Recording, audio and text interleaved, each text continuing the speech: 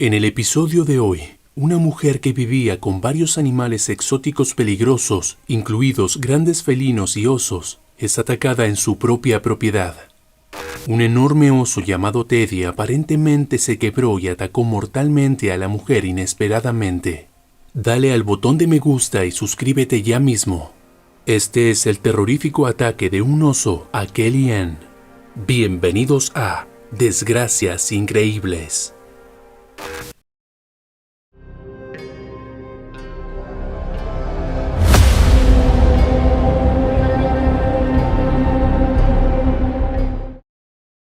Kellyanne y Michael Walsh vivían en una pintoresca propiedad en lo alto de una colina, rodeados de amables vecinos con los que se llevaban muy bien. A simple vista parecían personas ordinarias con pasatiempos ordinarios, pero en realidad tenían un pasatiempo muy inusual. A Michael y a Kellyanne les gustaba coleccionar animales y no cualquier animal. Tenían una afinidad por los depredadores exóticos. Uno pensaría que los vecinos estarían preocupados por todas estas criaturas asesinas que se encontraban tan cerca de sus hogares y los niños, pero de acuerdo con ellos, los Walsh eran excelentes dueños de mascotas. Sus jaulas eran resistentes y seguras, tenían todas las licencias apropiadas y pasaban cada inspección anual de su propiedad. Los vecinos incluso jugaban a asustar a sus invitados con los rugidos que resonaban en las afueras del municipio de Ross, Pensilvania. En 1994, Michael obtuvo una licencia para albergar animales exóticos de todas partes del mundo. Así pasaron los siguientes años adoptando poco a poco todo tipo de animales peligrosos y carnívoros, capaces de hacer llorar hasta las personas más valientes. Un león, 2 cervales, un jaguar, un tigre y un leopardo. Pero el animal más grande y querido era un oso negro adulto llamado Teddy. Michael tenía legalmente derecho a vender y comercializar los animales que tenía a su cuidado. Podría incluso haber cobrado al público para visitar su propiedad como si fuera un mini zoológico. Pero eso no era lo que Michael y Kellyanne querían. Solo adoraban a las criaturas que normalmente asustan al resto. Vieron la belleza en ellos y si alguna vez tenían a un vecino preocupado, los invitaban a la casa para que pudieran inspeccionar y familiarizarse con los animales. La pareja amaba compartir su amor por los animales salvajes con sus conocidos y su comunidad lo veía como una realidad encantadora. Incluso su vecino de al lado, Scott Caston, que tenía 2 niños pequeños, habló muy bien de los Walsh y de lo impecables que eran. Nunca le preocupó que los felinos carnívoros se escaparan. Scott inspeccionaba sus jaulas en persona y visitaba a sus amigos todo el tiempo, a menudo, llevando a sus propios hijos. Pero esta misma tranquilidad fue la culpable de los acontecimientos que sucedieron en ese fatídico día de octubre de 2009. Kellyanne crió a Teddy desde que era un cachorro y la pareja lo agasajaba mucho. El aperitivo favorito de Teddy eran las palomitas de maíz. Este oso era el orgullo de Kellyanne. Teddy pesaba 150 kilogramos de puro músculo que se contenía en una jaula de acero y hormigón de 4 metros por 4 metros. En la naturaleza, los osos negros no son exactamente conocidos por su tolerancia a los seres humanos, pero los que han sido cuidados por la gente son mucho más maleables, incluso más que los osos pardos, a menos que tengan hambre y sean jóvenes. En ese caso, los osos negros son tan propensos a ser agresivos como cualquier otro animal salvaje. Es su naturaleza y ningún entrenamiento puede anular el instinto natural. Para traer un tono aún más grave a esta situación, Teddy era aún más grande que los estándares de su especie. Siempre había sido alimentado con la mejor comida, nunca había tenido que luchar para sobrevivir y nunca había conocido la enfermedad o tiempos difíciles. Teddy era un oso negro en su mejor versión. No solo era inimaginablemente fuerte y pesado, sino que era el doble de alto que un hombre. Ese domingo 6 de octubre comenzó frío y húmedo, una típica mañana de otoño húmedo en Pensilvania y un día típico para Kelly. Luego de que Michael se haya ido a trabajar, ella y sus 2 hijos se dirigieron a alimentar a sus animales. El domingo era también el día en el que Kelly limpiaba las jaulas, por lo que iba a ser una mañana larga y ocupada. Su primera parada fue, como siempre, la jaula de Teddy. Kelly saludaba todos los días primero a su amado Teddy, pero este domingo, Kelly saludó primero a su vecino, Scott. Él estaba en su jardín con sus 2 hijos, atendiendo algunos trabajos extraños que pospuso toda la semana. Los hijos de Scott saludaron a sus amigos antes de volver a ayudar a su padre. Los hijos de Kelly se quedaron en la entrada de la casa. Seguían dormidos y todavía estaban demasiado atontados como para mostrar mucho entusiasmo por el día. Pero a Kelly no le importaba. Le encantaba pasar las mañanas con los animales y sobre todo con Teddy. Colocó la carretilla al borde de la puerta de la jaula. La necesitaba para limpiar la jaula de Teddy antes de poner un poco de paja fresca para mantener sus garras alejadas del lodo. Pero antes de entrar a la jaula, le dio a Teddy una pala llena de comida. Pero no iba a ser suficiente para llenar el estómago del gigantesco oso, pero era suficiente para mantenerlo ocupado mientras ella entraba con sus herramientas por la puerta. Kelly estaba tranquila porque Teddy nunca había mostrado ninguna agresión hacia ella, pero igualmente quería mantenerlo ocupado lo suficiente para que no note la puerta abierta. El oso no dudaría en salir de su recinto si se le diera la oportunidad, pero la comida era un incentivo aún mayor que la libertad, así que Teddy ni siquiera se molestó en levantar la vista de su desayuno mientras Kelly hacía su trabajo. Teddy sabía cómo era el procedimiento y estaba esperando su comida. De pie sobre sus patas traseras, se asomó desde la jaula y gruñó un profundo buenos días a su dueña. El cuerpo de Teddy le decía que era hora de entrar en hibernación. El otoño estaba en pleno apogeo, y ese es generalmente el momento en que los osos negros se preparan para tomar ese largo sueño.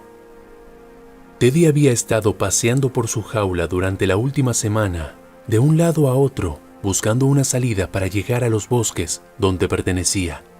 La frustración iba en aumento y sus sueños, que normalmente lo veían contento durante la hora de comer, no se dieron cuenta del creciente enojo del oso. Pero por ahora Teddy era aparentemente feliz hurgando su pila de comida. Kellyanne entró con la carretilla y la pala y levantó los primeros desechos sin inconvenientes. Cuando su carretilla estaba llena, dejó la pala a un lado y se dispuso a sacar la primera carga de desechos por la puerta. Pero el repentino movimiento fue todo lo que Teddy necesitó para despertar el animal salvaje que había en él. La suma del instinto natural de proteger su comida y la irritación volátil que sentía por la necesidad de hibernar simplemente hizo que el animal explotara. Teddy no vio a la mujer que lo crió, solo vio una amenaza potencial y a toda velocidad arremetió contra Kellyanne. El aire de sus pulmones salió disparado cuando el oso de 150 kilogramos la estrelló contra el suelo. Cuando volvió a tener aire para gritar, Teddy ya había hundido sus dientes en su hombro. Los rugidos feroces y los gritos de Kelly viajaron al jardín de Scott, cuya mirada rápidamente se transformó en horror al ver el baño de sangre que se estaba desarrollando enfrente de él. El ambiente se llenó de gritos. Los hijos de Kelly corrieron hacia la casa al ver el ataque, porque su recinto estaba abierto y sabían que iban a hacer lo siguiente si no se ocultaban. Scott saltó a la acción. Le tomó 30 segundos correr a su casa para agarrar su arma, cargarla y correr a socorrer a Kelly. Cuando llegó al recinto de Teddy, Kelly yacía inmóvil en el suelo, a pocos metros de la puerta abierta. Teddy seguía encima de ella y le dio al cuerpo una última sacudida. Cuando quedó claro que su presa estaba muerta, Teddy se enfrentó a la siguiente amenaza: Scott. El hombre estaba a unos pocos metros. Teddy podía cubrir esa distancia en solo 4 zancadas, pero Scott estaba listo. El oso bajó la marcha para asaltar a Scott en 4 patas, pero antes de que la bestia pudiera dar 2 pasos, Scott jaló el gatillo y lo apretó una y otra vez. La primera bala golpeó a Teddy en el abdomen. Su piel gruesa y copiosas cantidades de grasa le protegieron de la mayor parte del daño. Eso no era suficiente para derribarlo. Entonces comenzó la segunda ronda de disparos, y esa fue la letal. Golpeó a la criatura en el cuello, y el daño que generó fue mortal para el oso. El animal cayó al suelo con una fuerza que sacudió todo. De los 5 tiros disparados, Scott logró apuntar 2 al cráneo del animal. Incluso si Teddy hubiese tenido suficiente oxígeno para un último ataque, esos 2 impactos eran más que suficiente para terminar con la vida de cualquier ser instantáneamente. Luego de la escena, 2 seres yacían muertos en el suelo. Kellyanne, una mujer que nunca más vería a sus 2 hijos y a su marido que la adoraba, y el oso, que arrancó la vida de una mujer y cambió su familia para siempre. Si no fuera por los gritos de los niños, Scott habría simplemente mirado la escena horripilante en estado de shock durante horas. Dentro de su casa, los niños de Scott llamaron a la policía cuando escucharon los disparos, pero los paramédicos solo llegaron para retirar los cuerpos. Ambos fueron declarados muertos en el acto. Scott y los niños están traumatizados por los acontecimientos de ese día. Igualmente, el vecino por lo menos puede encontrar consuelo en el hecho de que sus acciones salvaron vidas. Si Teddy hubiera logrado salir del patio, teniendo en cuenta el estado de rabia en el que estaba, habría atacado al primer ser vivo que se encontrara.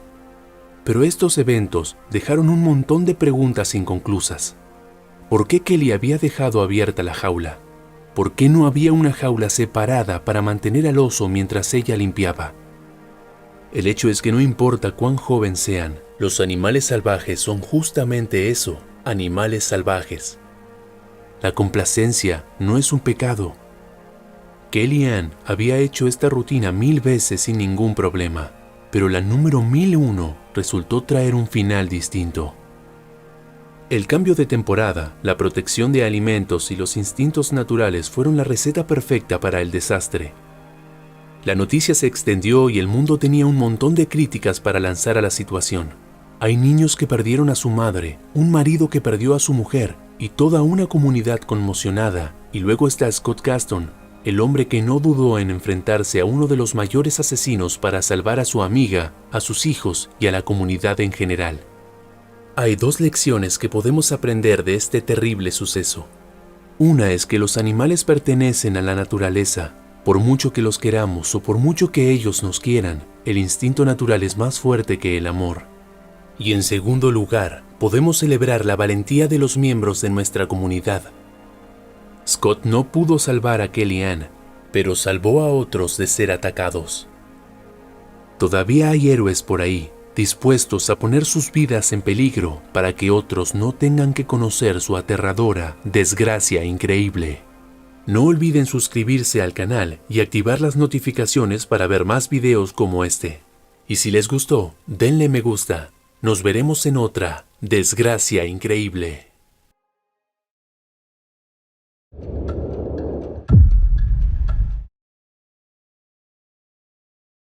En el episodio de hoy, un futbolista semiprofesional y su equipo se dirigen a un río en Santa Cruz, Costa Rica, para refrescarse después de un partido. Uno de los jugadores saltó al agua e inmediatamente lo atacó un cocodrilo gigante. Dale al botón de me gusta y suscríbete ya mismo. Este es el devastador ataque de un cocodrilo a Jesús Alberto López Ortiz. Bienvenidos a Desgracias Increíbles.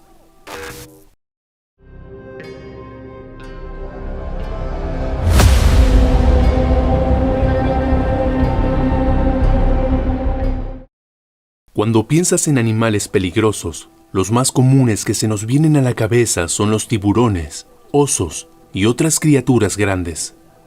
Sin embargo, una de las criaturas más mortales que existen hoy en día es una que existe desde hace millones de años, el cocodrilo. Son tan mortales hoy como lo fueron en tiempos prehistóricos. Esta historia ocurrió en Costa Rica. El país en sí tiene muchas zonas con selvas tropicales en lugares recónditos. Pero también Costa Rica es conocida por sus hermosas playas, volcanes fascinantes y su inmensa biodiversidad. Aproximadamente una cuarta parte de su superficie se compone de selva protegida, repleta de vida silvestre, incluyendo monos araña y aves exóticas. Sin embargo, Costa Rica es también el hogar de la mayor cantidad de cocodrilos americanos en el mundo. Y así comienza esta historia. Existen 2 especies principales de cocodrilos en Costa Rica: el cocodrilo americano y el caimán de anteojos.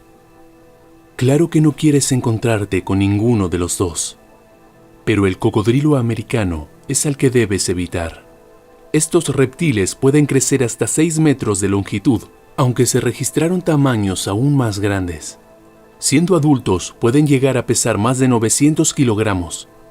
Los cocodrilos y los caimanes son carnívoros, lo que significa que solo comen carne y no son quisquillosos acerca de su proveniencia. Van a comer cualquier cosa que puedan atrapar, desde aves hasta peces, iguanas, tortugas, ciervos e incluso seres humanos.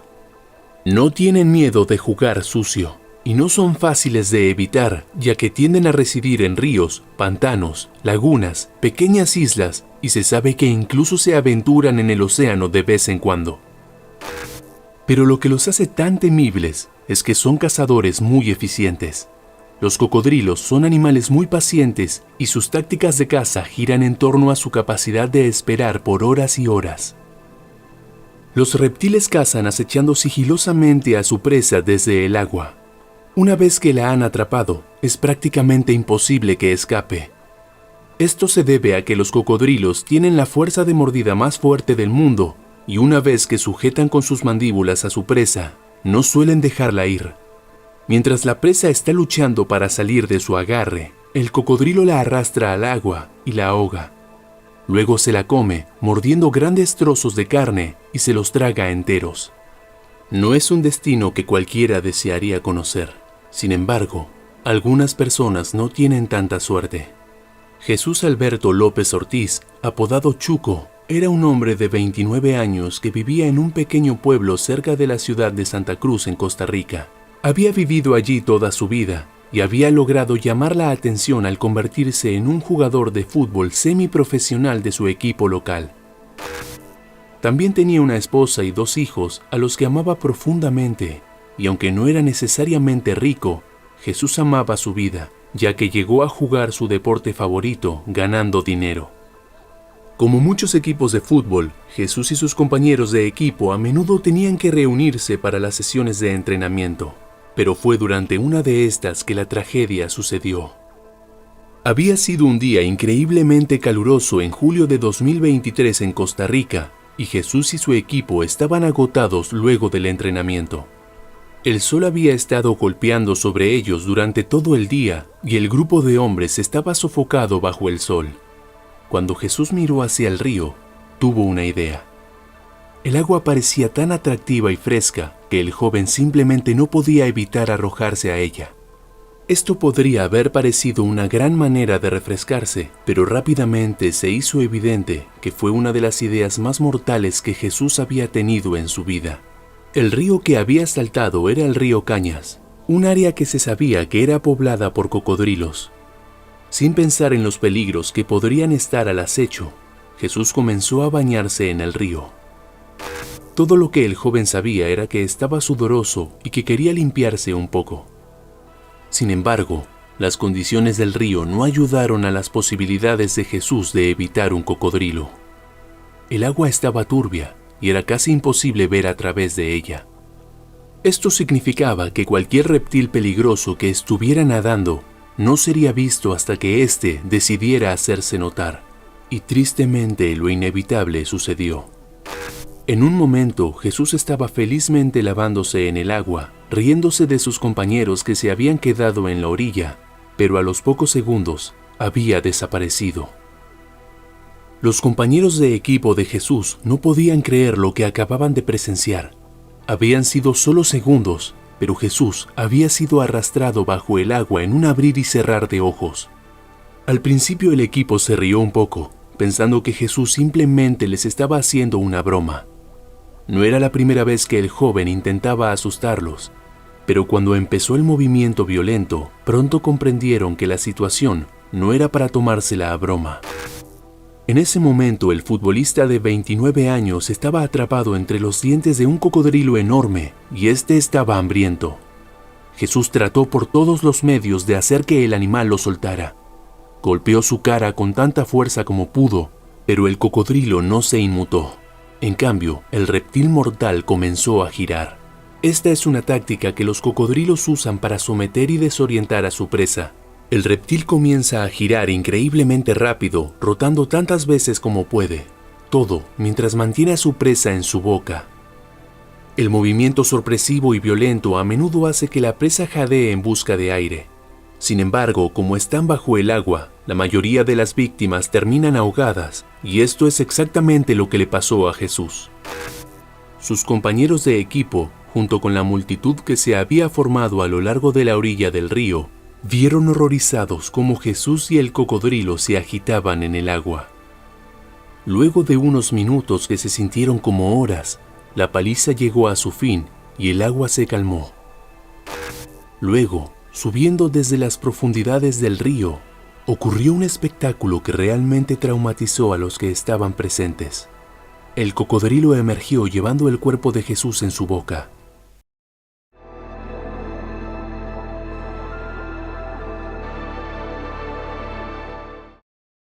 El reptil mortal procedió a nadar con el cuerpo de Jesús, claramente asegurándose de que ningún otro depredador quisiera desafiarlo. Pero el equipo no estaba dispuesto a dejar el cuerpo de su amigo en las fauces del cocodrilo. Algunos voluntarios comenzaron a tratar de quitarle al reptil el cuerpo de Jesús. Por desgracia, a pesar de muchos intentos de lograrlo, notaron que el cocodrilo no liberaría simplemente al futbolista. Viendo que no había otra opción, un local agarró el arma que tenía en su casa y le disparó al cocodrilo. Cuando notaron que estaba muerto, los voluntarios se metieron al río para rescatar el cuerpo de Jesús y tomaron también el cadáver del cocodrilo. El Ministerio de Ambiente y Energía de Costa Rica prohíbe la caza o matanza de animales protegidos como los cocodrilos, pero no se llevó a cabo una investigación, ya que quedó claro que los lugareños solo lo hicieron como último recurso. Una vez que el cuerpo de Jesús estuvo a salvo en tierra, su familia decidió enterrarlo en el cementerio local. El día de su funeral, más de 1000 personas asistieron a la procesión de Jesús. Todos eran amigos y familiares o personas a las que había ayudado durante su vida. Ya que el fútbol había sido su pasión, todos sus compañeros de equipo y su entrenador asistieron al funeral. Cuando llegó el momento de dar sus elogios, el entrenador del equipo dijo que Jesús sería recordado como una persona humilde, servicial y tranquila, y muy querido por sus compañeros de equipo. Como consecuencia del ataque, el gobierno de Costa Rica comenzó a investigar formas para hacer que los cuerpos de agua fueran más seguros para las personas. Querían reducir la cantidad de interacciones mortales entre humanos y cocodrilos, lo que se espera que resulte en una mejor armonía entre las dos especies y evite que más personas como Jesús Ortiz encuentren su aterradora desgracia increíble. No olviden suscribirse al canal y activar las notificaciones para ver más videos como este. Y si les gustó, denle me gusta. Nos veremos en otra desgracia increíble.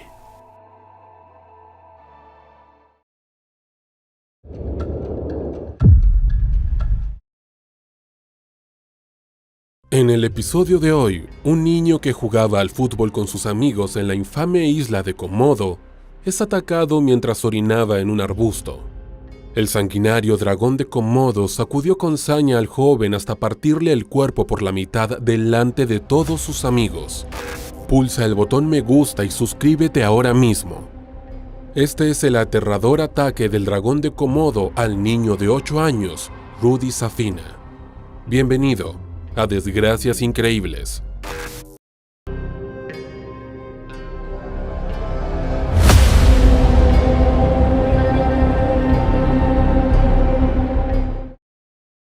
Era mayo de 2007 e Indonesia no había tenido una estación seca tan severa en años. El sol era sofocante y casi no había humedad en el aire. Los lugareños, más aclimatados a las condiciones tropicales, deseaban que llegara la estación húmeda, aunque eso significara inundaciones y tormentas. Al menos conseguirían por fin un alivio después de tanto calor. De todas las islas, la de Komodo era la que más sufría las altas temperaturas. La isla está mucho menos urbanizada que el resto del país, lo que permite que allí prospere más vida salvaje. Esto es fundamental para que la isla pueda proteger al famoso dragón de Komodo que vive en ella. Hay otras 2 islas indonesias que también tienen poblaciones de tamaño decente de estos singulares lagartos, pero ninguna más que la propia isla de Komodo.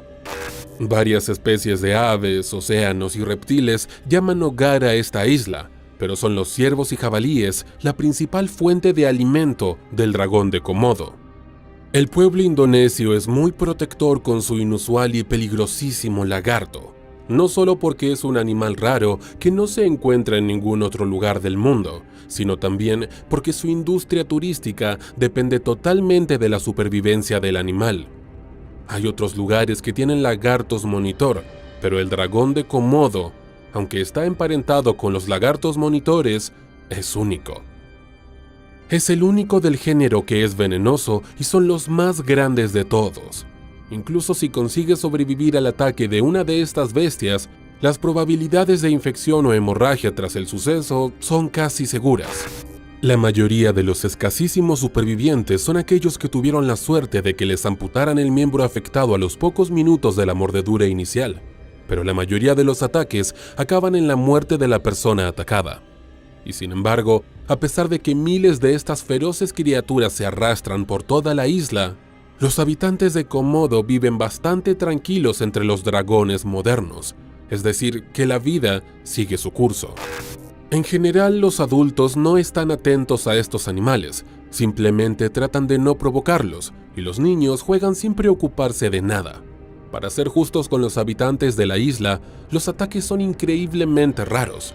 En su mayoría, se reservan para las almas desafortunadas que por casualidad pisan o caminan justo encima de una de estas criaturas. Al fin y al cabo, cualquier animal te atacará si se ve acorralado, tanto si tu intención era lastimarlo como si lo hiciste sin intención. Pero en este día de mayo, se produjo un caso de un encuentro accidental entre un humano y un depredador. Esta vez, la criatura estaba cazando activamente. Verás, el tiempo seco y caluroso era una época de escasez para los animales de Filipinas. No crecía tanta comida para los herbívoros, así que morían o si tenían suerte, quizás podían conseguir llegar a alguna de las otras islas que estaban lo bastante cerca como para alimentarse allí. Eso significaba que este gran depredador pudo haber sufrido estas condiciones extremas como para decidir trasladar su cuerpo de más de 3 metros y 300 kilos hasta el poblado vecino en busca de comida. Justo después de que la mayoría de los adultos se habían ido a trabajar, los niños estaban fuera jugando. Aunque era la mañana muy temprana, ya hacía bastante calor. En pocas horas, la temperatura seguiría subiendo tanto que incluso los niños, a los que nunca parecía importarles el calor extremo cuando se estaban divirtiendo, buscarían refugio en sus casas. Radaarto Safina era una de las pocas personas mayores que había por allí aquella mañana, aparte de los niños y los más ancianos que vivían en la comunidad. Le gustaba vigilar y cuidar a los niños, pues muchos de ellos eran sus propios sobrinos. Así son los valores humanos de los filipinos. Todos cuidan de todos. Radaarto creció siendo vigilado por sus parientes y se alegró de hacer lo mismo mientras revisaba sus cañas de pesca a la sombra de la entrada de su casa. Uno de los jóvenes que salieron aquel día era el pequeño Radaarto, o el joven Rudy como lo llamaba todo el mundo. Había tantas personas con el mismo nombre Radaarto en la familia Safina que la gente necesitaba una forma de distinguir al niño de su tío y su abuelo que también compartían el mismo nombre. Rudy era uno de la docena de niños que aquel día jugaban un partido de fútbol en la calle. Radaarto se sentó a ver jugar a su sobrino de 8 años y no pudo evitar sonreír al ver cómo el pequeño Rudy hacía caso omiso de todas las reglas. Al pequeño le parecía increíblemente divertido molestar intencionadamente a sus amigos tomando el balón con sus manos y fingiendo que en vez de patear el balón jugaba al fútbol americano. A los niños no les importaba, pues se reían tanto como Rudy. Pero a pocos metros de los niños, oculto por un grupo de arbustos, yacía el dragón de Komodo que se había escabullido hacia la aldea a primera hora de la mañana. Decenas de personas pasaron junto a él, ajenas al peligro que se ocultaba bajo el follaje seco. Estaba perfectamente camuflado. La mañana estaba tan ocupada con la gente que se dirigía al trabajo y el ajetreo temprano de las tareas cotidianas que no se había atrevido a atacar todavía. Tenía un hambre voraz, pero no era estúpido. De ninguna manera iba a irrumpir en una calle repleta de gente que seguramente lo mataría en cuanto se atreviera a asomarse. El reptil iba a tener que esperar a que un desafortunado humano se separara de la manada. Llevaba 2 días buscando comida, pero no había ciervos ni jabalíes. Los humanos eran una presa peligrosa. Los animales lo sabían muy bien, pero en tiempos desesperados había que tomar medidas desesperadas. Solo había que tener paciencia. Seguramente uno de ellos se pondría a su alcance tarde o temprano y, por desgracia para el pequeño Rudy, ese momento llegó demasiado pronto. Tras una hora de juego desenfrenado y muchas pausas para beber, Rudy tenía la vejiga muy llena, así que pidió a sus amigos que pararan el juego y esperaran a que él volviera. No iba a perderse la diversión si podía evitarlo. Rudy corrió lo más deprisa que pudo hasta el grupo de arbustos del otro lado de la carretera para hacer sus necesidades. El dragón de Komodo, que estaba al acecho, no podía haber perdido un objetivo de ataque más cercano y disponible. El chico había corrido directamente hacia los arbustos en donde se ocultaba. Rudy ni siquiera miró hacia el suelo. De lo contrario, habría corrido en la dirección opuesta al ver al dragón que allí se enroscaba. Pero sus ojos estaban puestos en el juego, asegurándose de que sus compañeros no se atrevieran a seguir sin él. El pobre Rudy ni siquiera había tenido la oportunidad de desabrocharse los pantalones cuando la bestia se abalanzó sobre él. Mientras gritaba, todo su cuerpo se elevó por encima de los arbustos. El lagarto no solo lo había mordido, sino que se lanzó a la carretera tras Rudy.